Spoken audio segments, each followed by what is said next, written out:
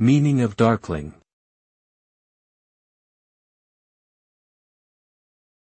Darkling.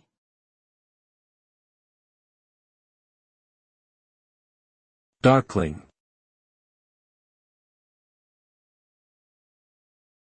Darkling.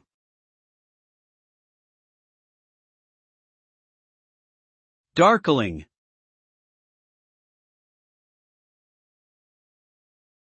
The word darkling is an adjective that means occurring or existing in the dark, dusk or nightfall.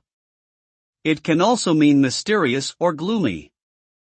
The term is derived from the Middle English word darkling and has been used in literature and poetry throughout the centuries to describe scenes and emotions associated with darkness. In just 84 words, it can be summarized that darkling refers to something that happens during the darkness of night or dusk and has an air of mystery or gloominess to it, often appearing in literature and poetry.